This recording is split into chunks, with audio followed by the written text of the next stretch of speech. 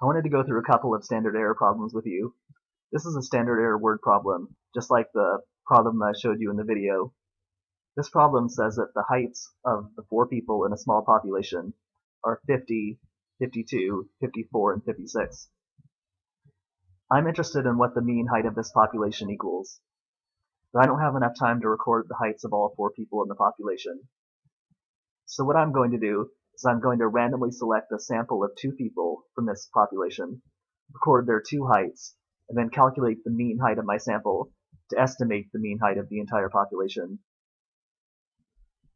And this question asks, what does the standard error of the possible samples of 2 people equal? I'll explain what this question is asking. If I randomly select a sample of 2 people from this population, there's 6 possible samples that could be chosen. In other words, there's 6 possible combinations of 2 people that could be selected. I'm only going to get one of those as my actual sample. Each of those 6 possible samples of 2 people has its own sample mean.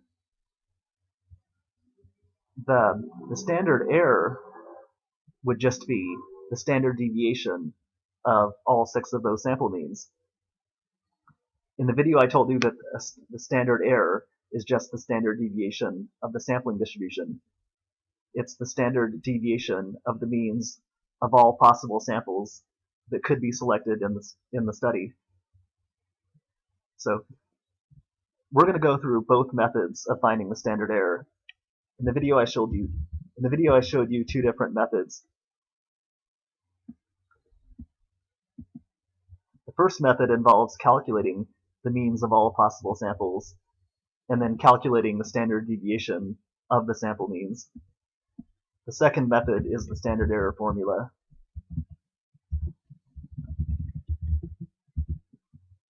We'll use the first method first. So the first step of method 1 is to find the means of all possible samples.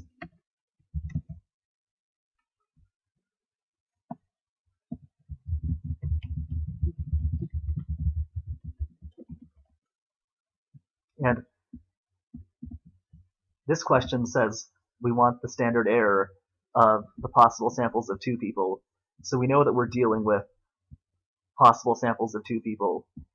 That means that in step 1, we're going to sort out the population into all possible samples of 2 people, and then calculate the mean of each sample.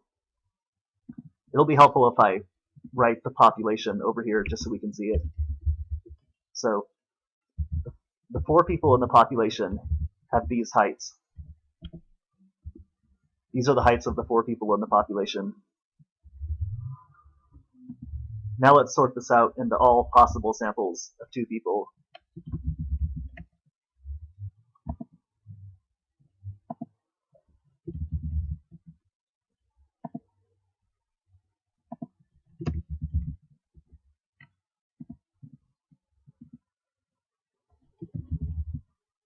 There's going to be 6 of them.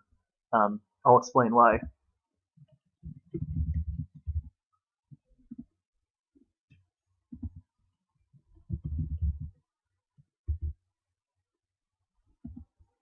To sort this population of 4 people into all possible samples of 2 people, we have to follow these steps right here. First, we have to start with person 1, and then pair person 1 with each person under person 1. So we need to pair person 1 with person 2, person 1 with person 3, and person 1 with person 4. So let's do that. So when we pair person 1 with person 2, we get 1 possible sample.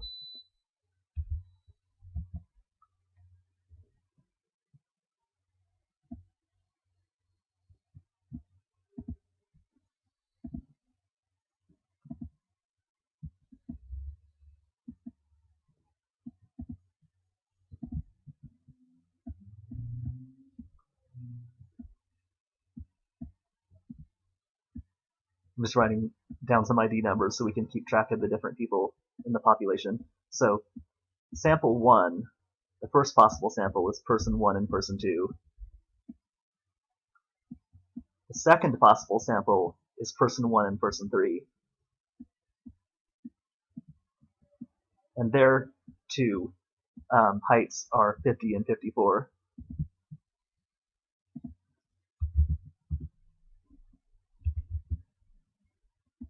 The third possible sample is person 1 and person 4.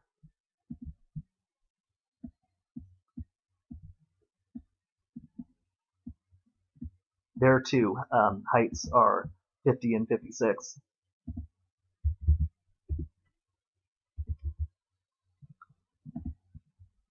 So now we've finished writing out the first three possible samples. At this point, we have no one left to pair with person 1. So we'll move down to person 2, and we'll pair person 2 with every person under person 2. So 2 and 3 will be one possible sample.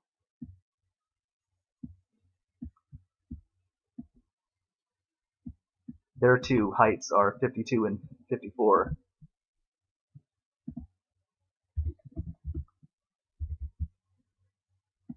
And now the next possible sample will be person 2 and person 4. Their two heights are 52 and 56.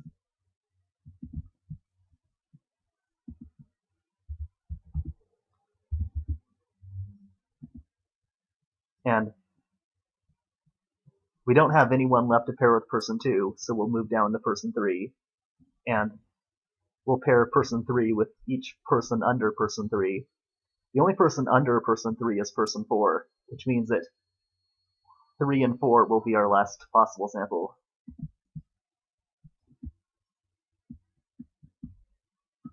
And their two heights are 54 and 56.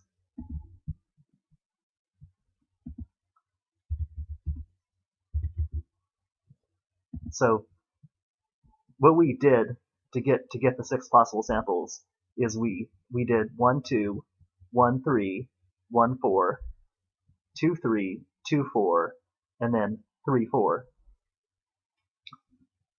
We paired person 1 with every person under person 1.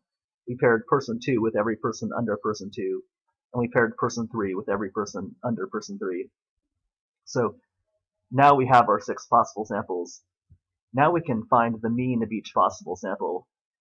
To do that, we just have to add the two numbers in each sample and divide the total by 2. We'll start with sample 1. So to get the mean of sample 1, we just add 50 plus 52. The total is 102. Divide that by 2, and we get a sample mean of 51. Remember that the symbol for sample mean is x bar. So this is just saying that the sample mean is 51. The mean of sample 1 is 51. And to get the mean of each other possible sample, we would just follow the same steps.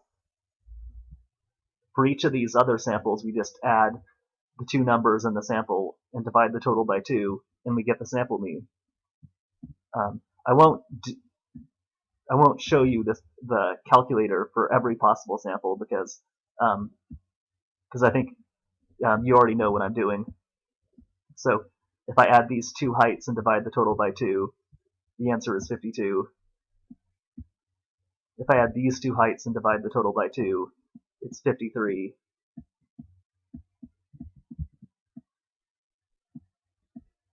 If I add these two heights and divide the total by 2, it's 53 again.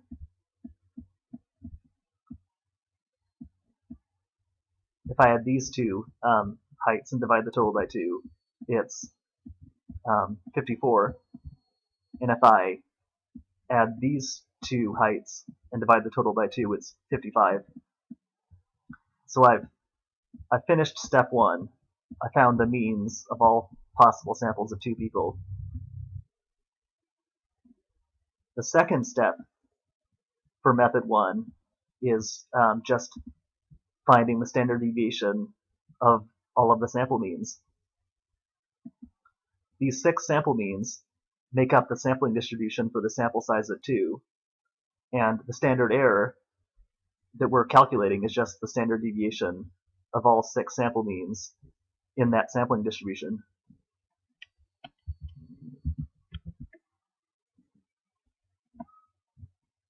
So step 2 is find the standard deviation of the sample means.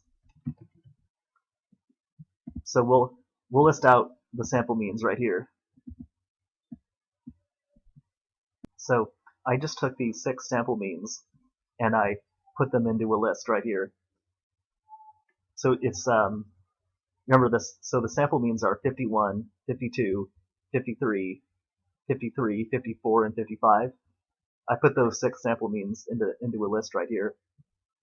And this list right here is the sampling distribution for the sample size of 2, because it's just the means of all possible samples of 2 people. The second step of method 1 is to find the standard deviation of all of the sample means that we calculated in step 1. So how do we find the standard deviation of these 6 numbers? Well, the first step in finding a standard deviation is to find the mean of the values. So we need to find the mean of these 6 numbers in our sampling distribution. We can do that by just adding the 6 numbers and dividing the total by 6. So 51 plus 52 plus 53 plus 53 plus 54 plus 55 equals 318 divided by 6 is 53. So the mean of these 6 numbers is 53.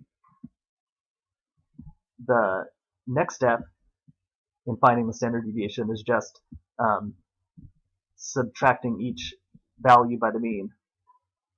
So we're just going to subtract each of these 6 numbers by the mean of 53. After we subtract each number by the mean of 53, the column of answers will be our deviations. So I'll calculate the deviations right now. I just calculated the deviations. All I did was I subtracted each of these 6 numbers by 53, and these are my 6 answers. The next step in the standard deviation formula is to square each deviation. In other words, the next step is just multiplying each deviation by itself. After we multiply each deviation by itself, we'll have a column of squared deviations. I'll do that step next. So I'm just going to multiply each deviation by itself. I'm going to multiply -2 by -2, -1 by -1, 0 by 0, 0 by 0, 1 by 1, and 2 by 2.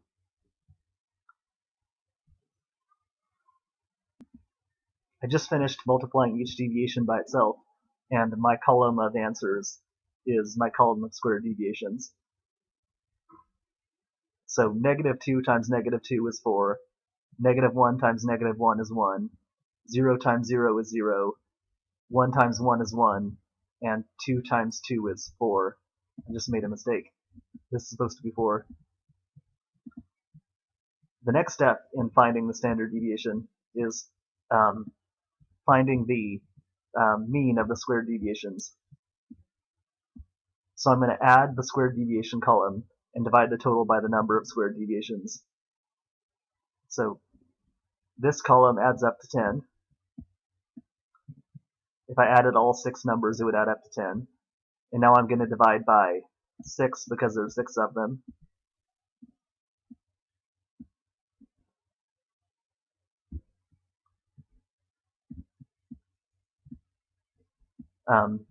In this type of a problem, you don't drop it down by 1. When we're finding the standard error, we don't drop it down by 1. The only situation in which you would drop it down by 1 is if you were finding the standard deviation of the values inside of a particular sample. For example, if we wanted to find the standard deviation of these of these two numbers, in this sample we would use n minus 1. So we divide by 6 because there's 6 of them. There's 6 squared deviations. And 10 divided by 6 is 1.67, or roughly 1.7 if you round. And after you find the mean of the squared deviations, the last step in finding the standard deviation is getting the square root. So we have to find the square root of 1.7.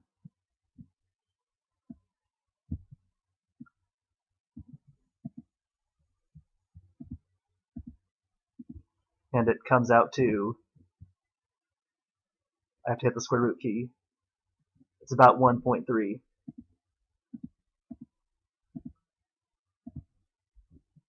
That's our standard error. So that's the answer to this problem. The standard error is 1.3.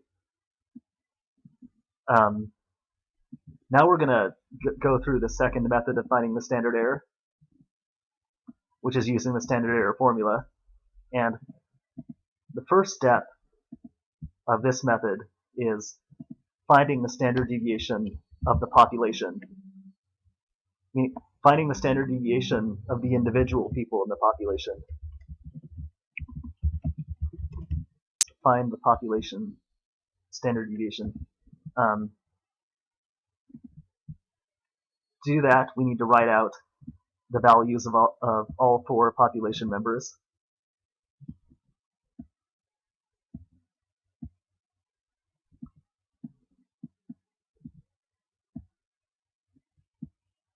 And remember that the first step of finding a standard deviation is finding the mean of the values. So we have to find the mean of this column of values. We can do that by adding the 4 numbers and dividing the total by 4.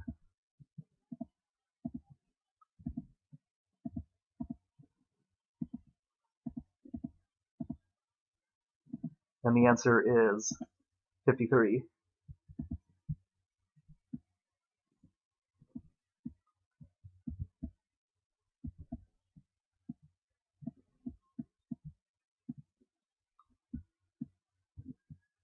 The next step in finding a standard deviation is to subtract each number by the mean.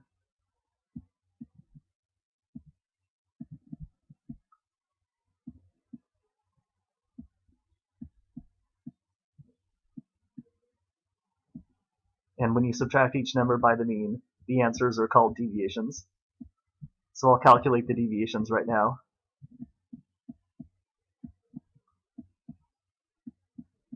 This is -3. This is -1. This is +1. This is +3.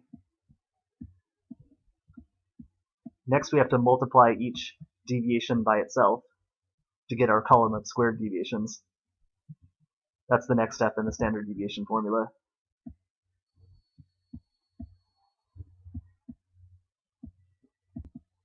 So we're just multiplying -3 by -3, -1 by -1, 1 by 1, and 3 by 3. That'll give us our column of squared deviations. This equals 9 because the 2 negatives cancel out. This equals 1 because the 2 negatives cancel out. This equals 1. This equals 9. That's our column of squared deviations. The next step in finding the standard deviation is finding the mean of the squared deviations. So we just add the column of squared deviations and divide by the number of squared deviations. These 4 numbers add up to 20. We divide by 4 because there's 4 numbers in this column. And the mean of the squared deviations comes out to 5. That's our variance. And then the last step of finding the standard deviation is just finding the square root of the variance. So we press 5 and hit the square root key. The answer is, it's about 2.24. I'll leave 2 decimal places this time, just to be more exact. So this is the standard deviation of the population. This is the standard deviation of the 4 people in the population. And the symbol for population standard deviation is sigma, so sigma equals 2.24. Now the next step in method 2 is just using the standard error formula.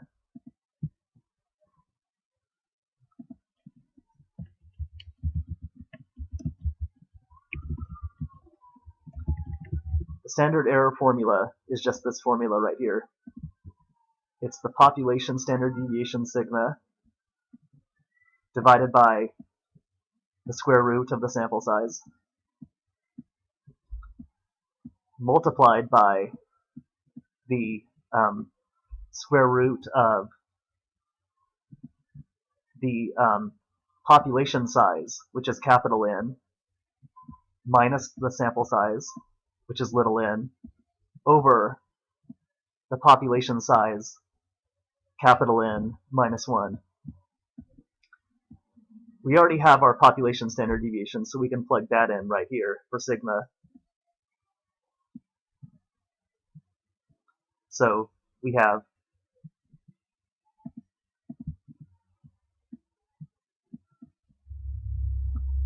sigma is 2.24. We calculated the population standard deviation in step 1, and that's sigma right here.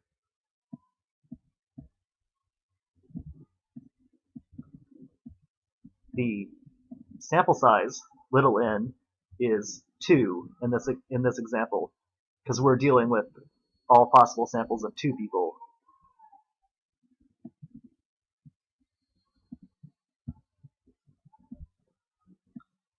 The population size is 4 because each of these 6 samples came from a population of 4 people. There's 4 people in the population. So this is the population size of 4 minus the sample size of 2 over the population size minus 1. This is always a minus 1. It's just, that's part of the formula.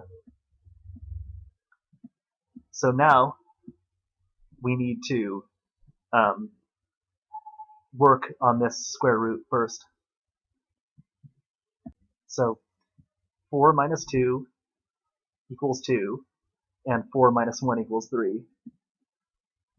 So we're going to change this to 2 over 3, because, like I said, 4 minus 2 equals 2, and 4 minus 1 equals 3.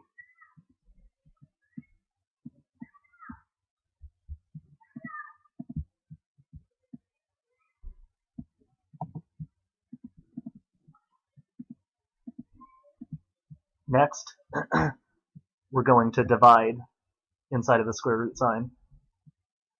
2 divided by 3 is 0.67.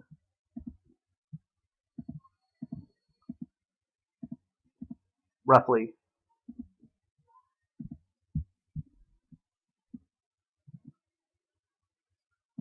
If we just round it off to 2 decimal places.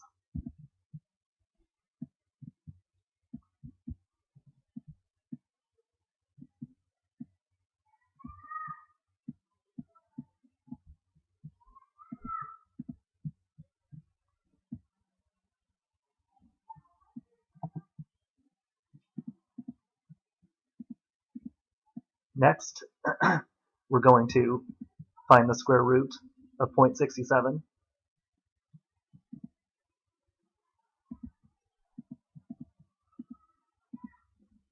Hit the square root key.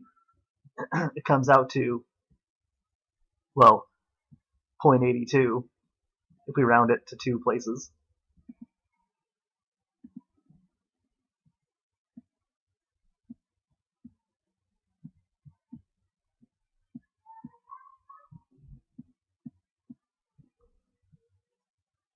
So now we've gone through all of this work right here, and now we don't have a square root sign anymore because we already found the square root of this number.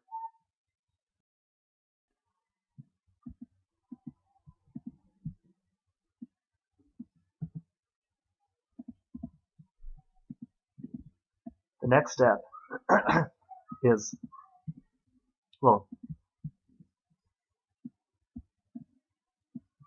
the next step will be finding the square root of 2 down here. We need to get rid of that last square root sign. So just 2 and then hit the square root sign. Comes out to about 1.41.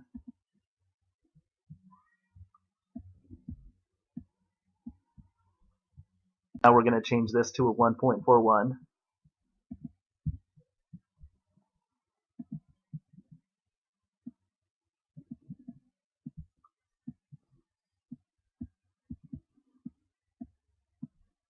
Now we don't have any square roots left, we just have regular numbers.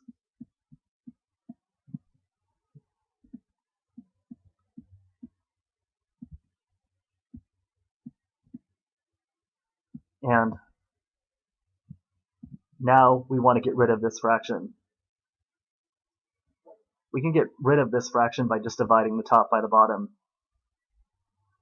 So we're going to do 2.24 divided by 1.41.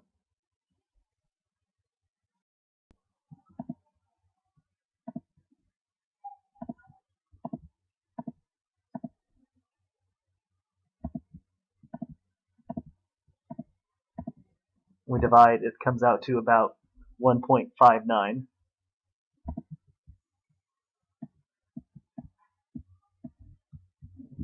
So now we don't have a fraction anymore, we just have a number right here, times 0.82. And now we're just going to multiply to get our answer.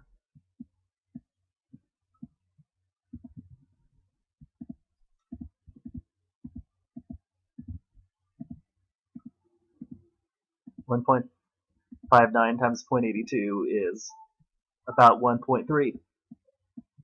That's the standard error. So we got the same answer with method 2 that we did with method 1.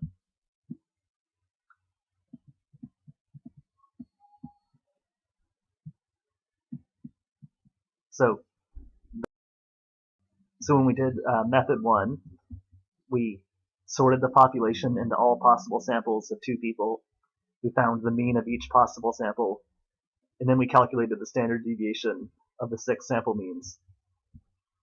And our answer was the standard error. When we used method 2, we found the standard deviation of the 4 people in the population. It came out to 2.24, and then we just plugged that into the standard error formula, and the standard error formula gave us the standard error.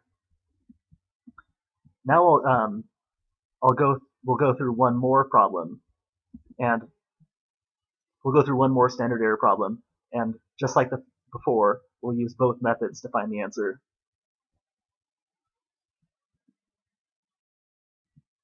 This is another standard error problem. In this problem, I'm still sampling from the same population of 4 people, but in this problem, I'm selecting a sample of 3 people instead of a sample of 2 people. In this problem, I'm randomly selecting a sample of 3 people from this population, and I'm going to record the heights of those 3 people, and then calculate the mean of my sample to estimate the mean of the entire population. So the only thing that's changed is my sample size. And now I want to know what the standard error of all of the possible samples of 3 people equals. If I randomly select a sample of 3 people from this population, there's 4 possible samples that I could get. In other words, there's 4 possible combinations of 3 people, and I'm going to end up getting one of those possible combinations as my actual sample. And each of those 4 possible samples has its own sample mean, and the standard error that I'm looking for is just the standard deviation of those 4 sample means.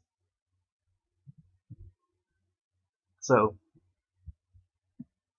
we'll go through both methods to find the standard error. So we'll go through method 1 first. The first step in method 1 is finding the means of all possible samples. Now I'm dealing with, since I'm selecting a sample of 3 people, I'm dealing with all possible samples of 3 people. So now I'm going to sort the population into all possible samples of 3 people.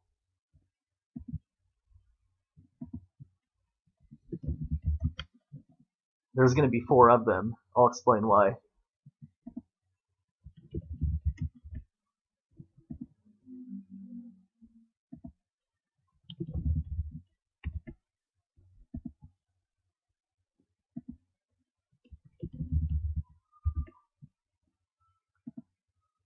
So to sort this population of 4 people into all possible samples of 3 people, we just need to leave out 1 person each time.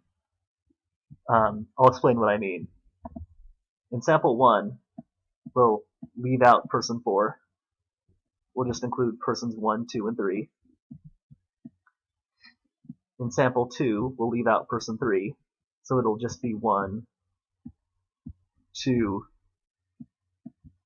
and 4. In sample 3, we'll leave out person 2, so it'll be 1, 3, and 4. And then in sample 4, we'll leave out person 4. It'll just be 1, 2, and 3. So we just left out a different person each time. In sample 1, we left out person 4. In sample 2, we left out person 3. In sample 3, we left out person 2. And in sample 4, we left out person... Oh wait, I'm sorry, I did this wrong. We should have left out person 4 in sample 4.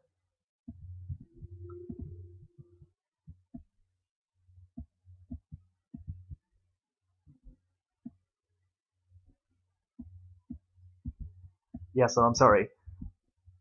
This leaves out person 1.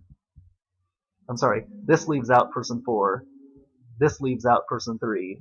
This leaves out person 2, and this leaves out person 1. So we're just leaving out a different person each time. So I'll write down the heights of the 3 people in each sample. So this is person 1, person 2, and person 3. This is persons 1, 2, and 4.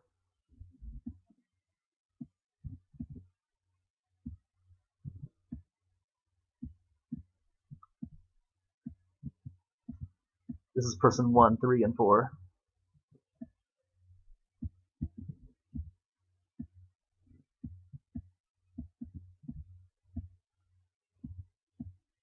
And this is persons 2, 3, and 4.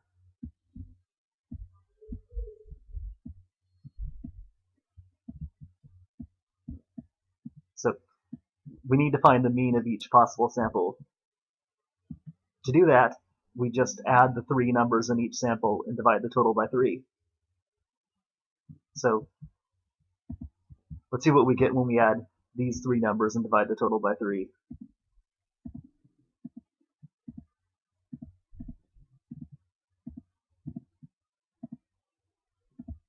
Comes out to 52. So x bar is 52. Remember, x bar is just sample mean. And we just need to do the same thing for the other 3 samples.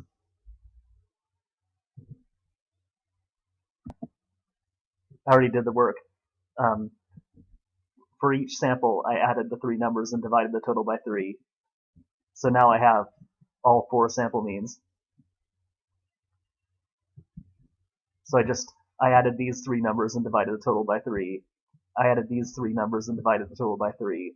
And I added these 3 numbers and divided the total by 3. Now that I have all 4 sample means, I'm done with step 1. And now step 2 just says to find the standard deviation of the 4 sample means that I calculated in step 1. So we'll write out the 4 sample means.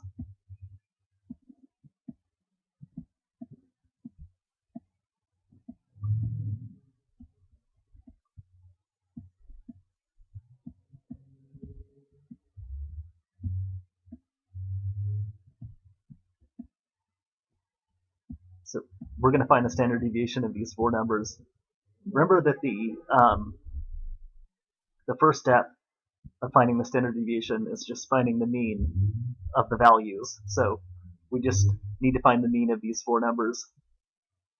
To do that, we would just add the 4 numbers and divide the total by 4. I already know what the answer would be, so I'll just put the answer down here.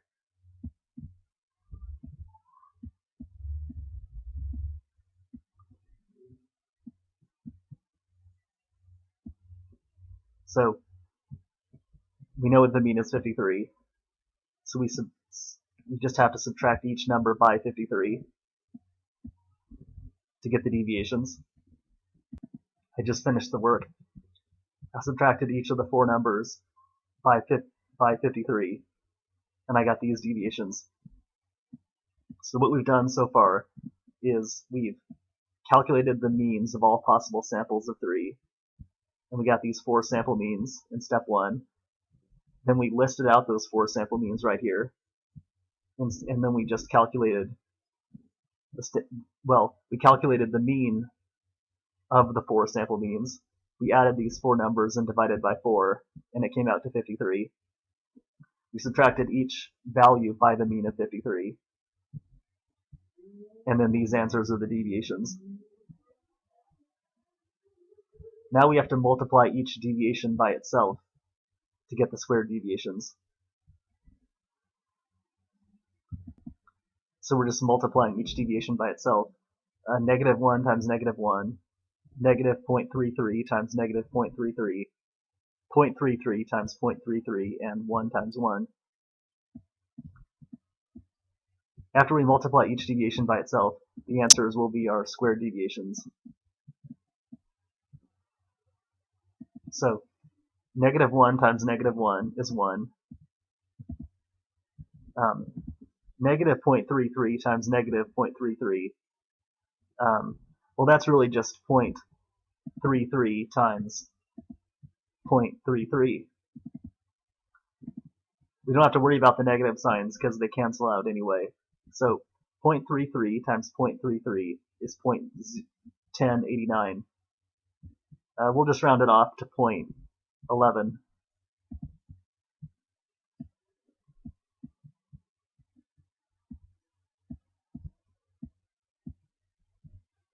0.33 times 0.33 is 0.11. So -0.33 times -0.33 comes out to the same answer as just 0.33 times 0.33. Whenever you multiply 2 negative numbers, the negatives cancel out and you get a positive answer. 1 times 1 is 1. Now we have our squared deviations, so we just have to add the squared deviations and then divide the total by the number of squared deviations to get the mean of the squared deviations. We divide by 4 because there's 4 of them.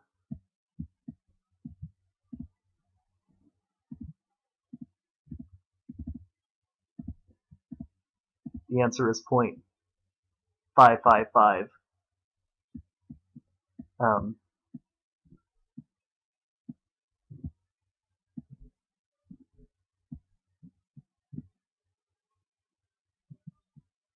I'll just write out 0.55 right here. Well, I'll just leave all 3 digits, and then the square root of that is our answer. It's about 0.74.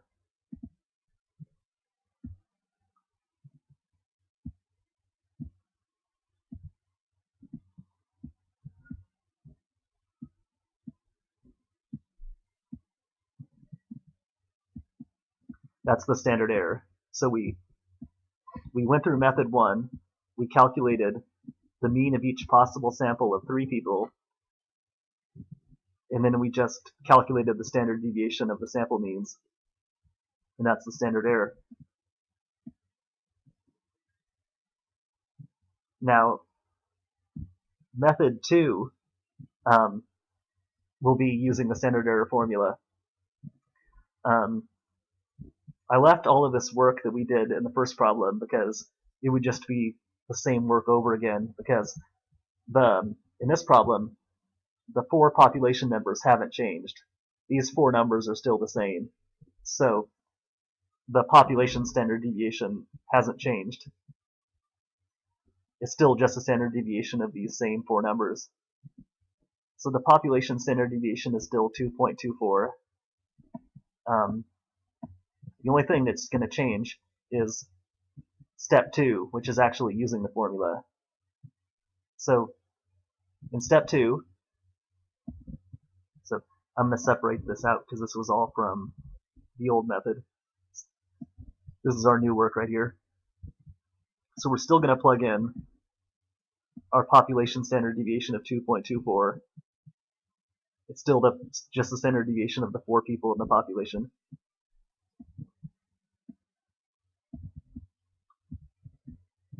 So that's sigma, the population standard deviation. The number that's going to change this time is little n, because now we're dealing with a sample size of 3. We're finding the standard error of all possible samples of 3 people. So our sample size is 3. Our population size is still 4, because there's still 4 people in our population. So capital N is still 4. So now it's population size of 4 minus sample size of 3 over population size of 4 minus 1. Now we're just going to do this work first again.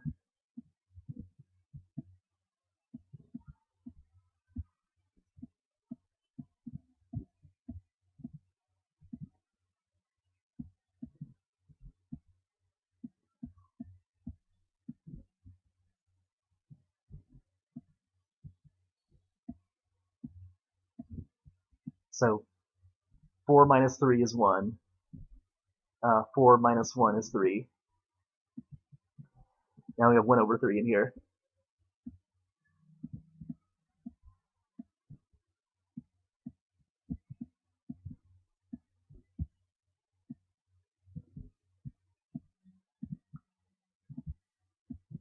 Inside here, we'll divide 1 by 3. We just have to divide this fraction. 1 divided by 3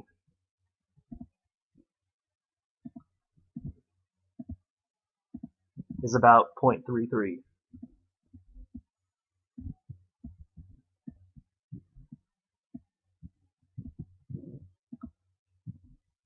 So now now that we're down to just having a number under the square root sign, we'll find the square root of that number. So the square root of 0.33 is about 0.57.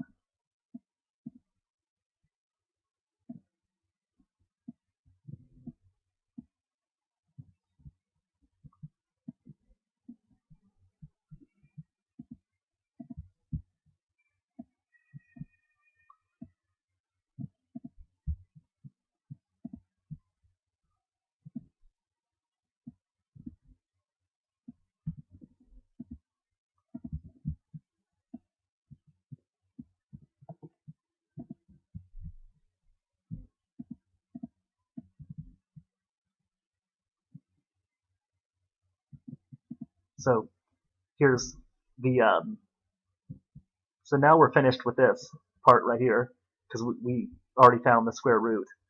Now we just need to find the square root of this 3 down here.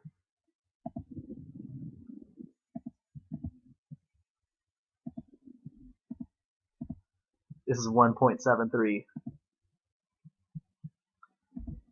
So it's going to be 2.24 over 1.73. 1.73 times this number right here.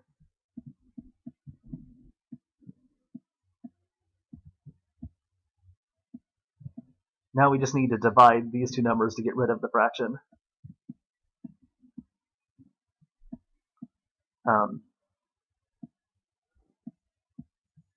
So 2.24 divided by 1.73 is, it's about 1.29.